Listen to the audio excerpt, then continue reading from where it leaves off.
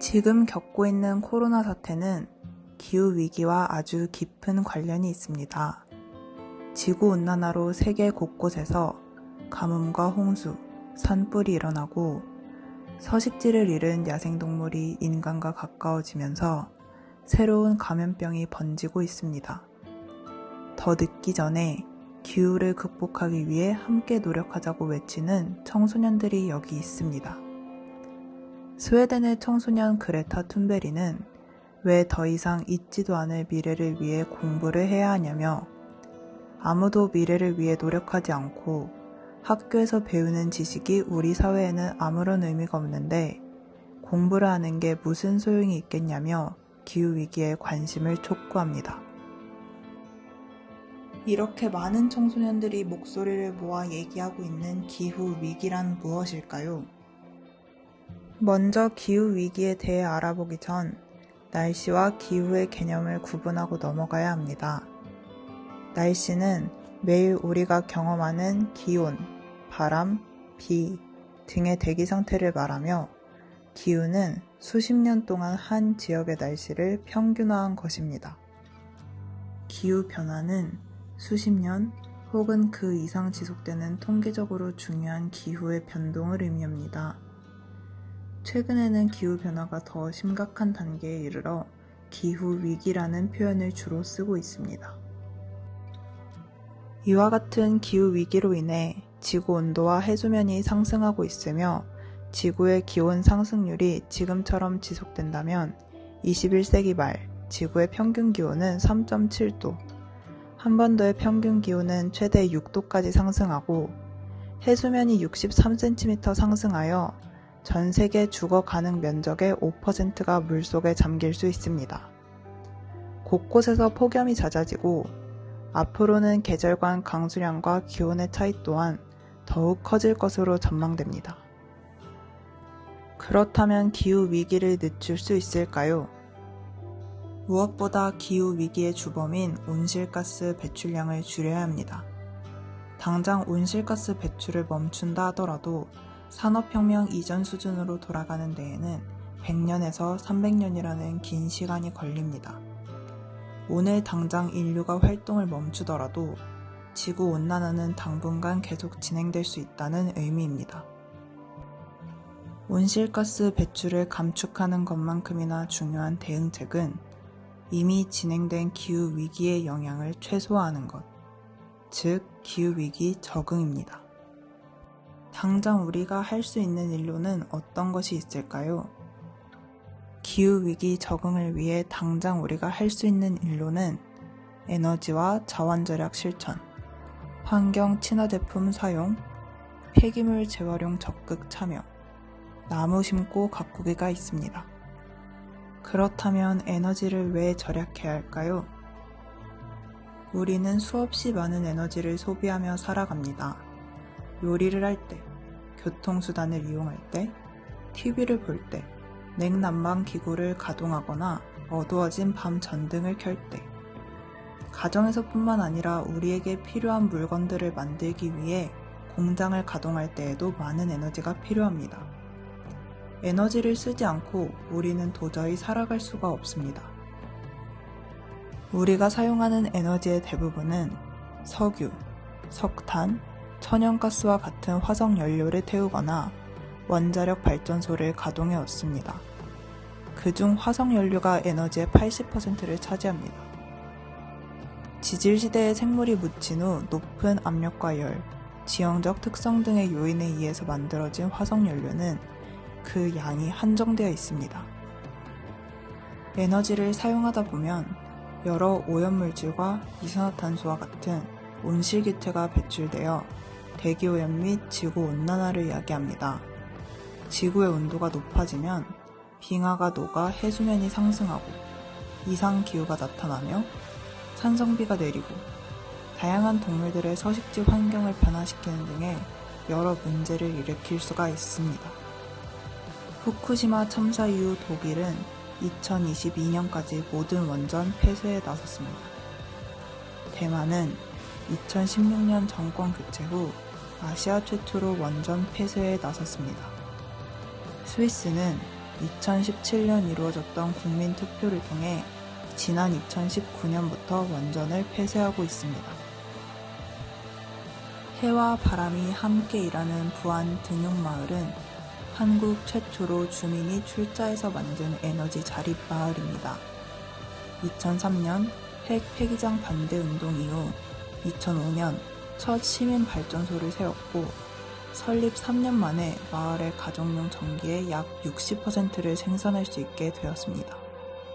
국가에서도 사회에서도 이렇게 노력하는 만큼 우리도 개인으로서 실천하는 자세가 필요해 보입니다.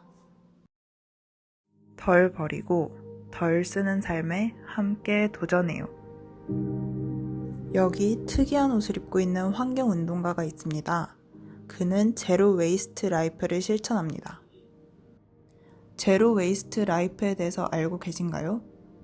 쓰레기 배출을 줄이고 안 쓰는 자원들을 순환시켜서 낭비를 줄이는 것을 말합니다. 미국에는 이러한 생활을 몸소 실천하며 자원, 쓰레기, 환경 문제의 심각성을 알리고 있는 사람이 있습니다. 111개의 물건과 모험가의 마음으로 더 행복하고 건강한 삶에 도전을 하고 있는 롭 그린필드입니다. 그는 쓰레기는 나에게 프로젝트에서 미국 사람들의 일상에서 발생하는 쓰레기를 옷으로 만들어 입고 다니는 퍼포먼스를 펼치면서 주목을 받기도 했지요. 그린필드가 전하는 제로 웨이스트 라이프를 실천하는 몇 가지 방법을 여기 소개합니다.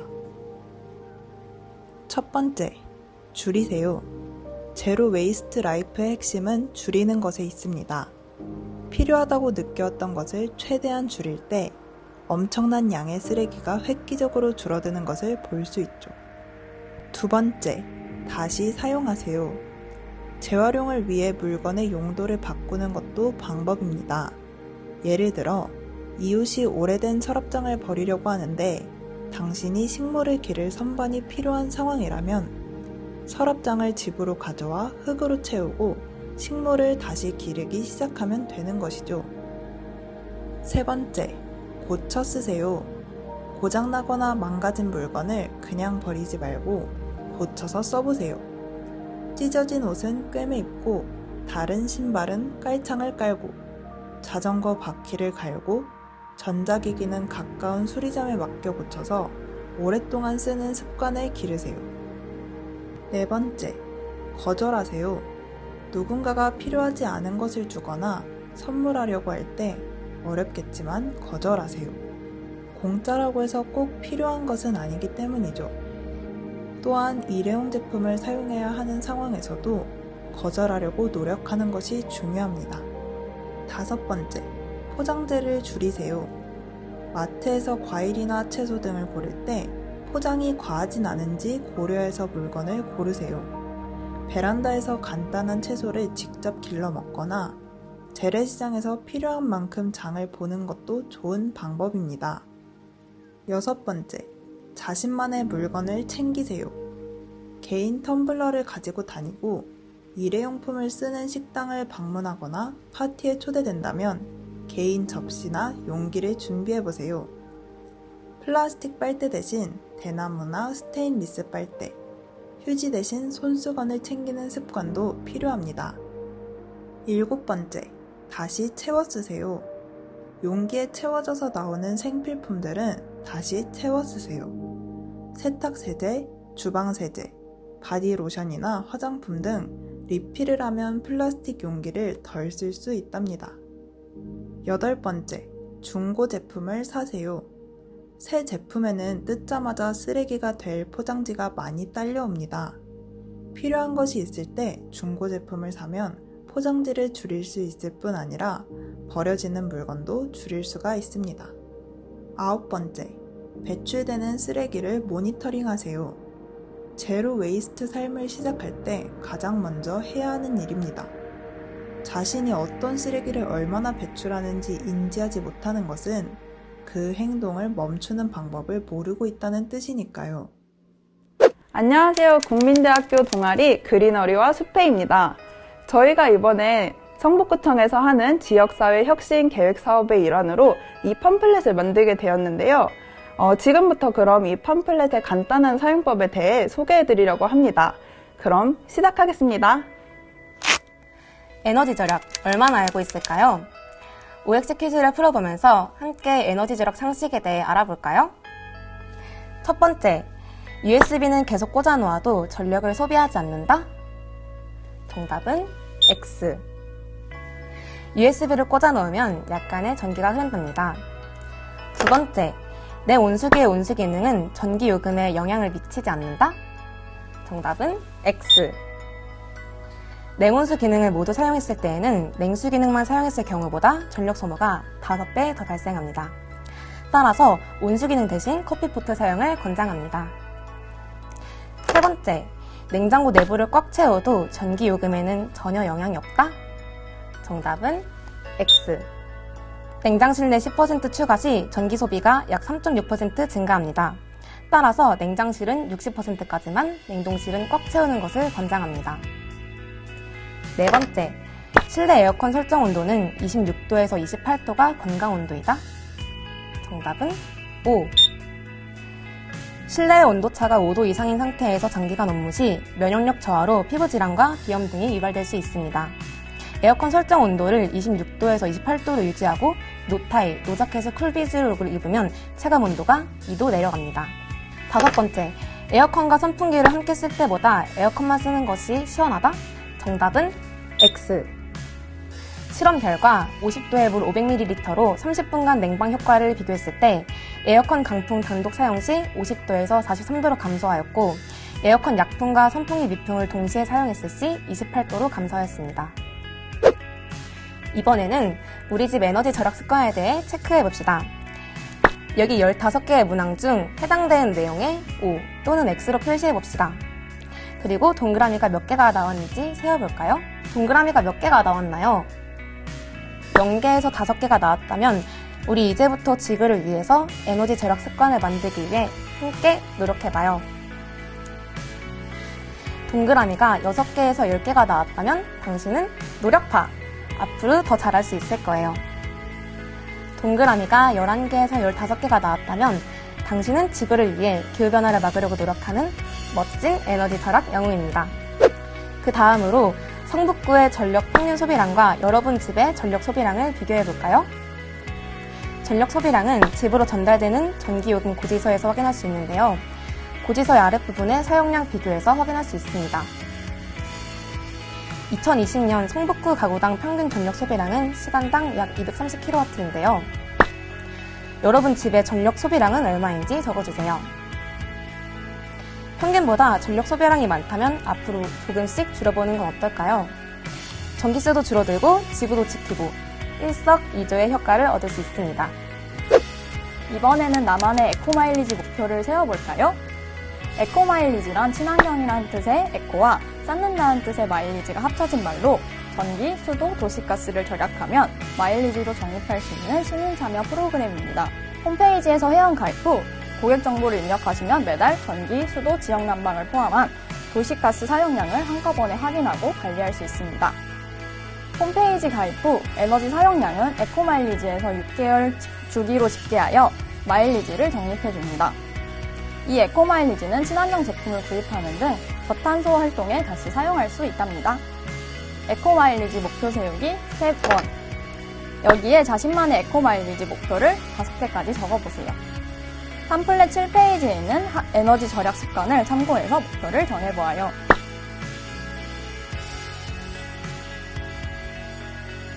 다 적었으면 하루의 목표 한 가지를 달성할 때마다 에코마일리지를 1점씩 부여합니다. 하루에 최대 5점까지 적립이 가능합니다. 스텝 2. 에코마일리지 적립은 9페이지의 실천 캘린더에 기록해주세요. 한 달 동안 캘린더 하나를 체크하고 총 100점 이상 채웠다면 성공.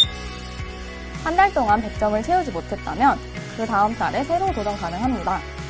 만약 100점을 채웠다면 아래 주소에 위치한 정릉종합사회복지관에 캘린더를 들고 오세요. 환경을 생각하는 멋진 여러분들께 에너지 키트를 드립니다.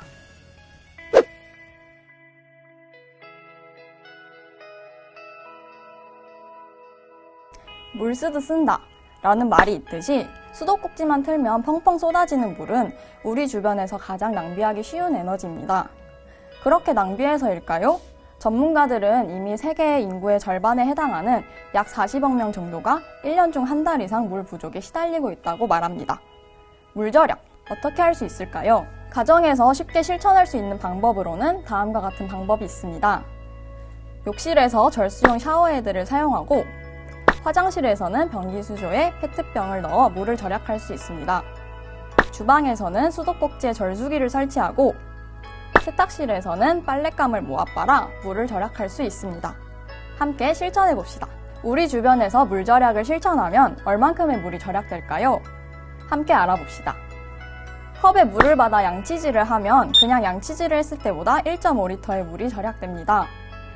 설거지통에 물을 받아 설거지를 하면 그냥 설거지를 했을 때보다 80리터의 물이 절약됩니다. 변기 수조에 페트병을 넣고 레버를 누르면 그냥 레버를 누를 때보다 1.5리터의 물이 절약됩니다.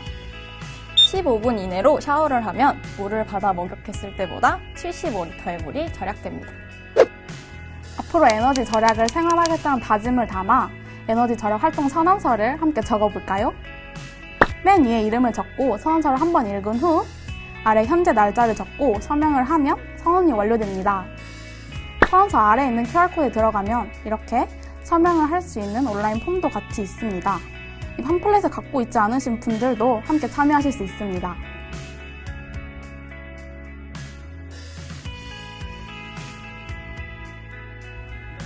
이 페이지에는 기후위기와 관련된 책과 영화들이 소개되어 있습니다.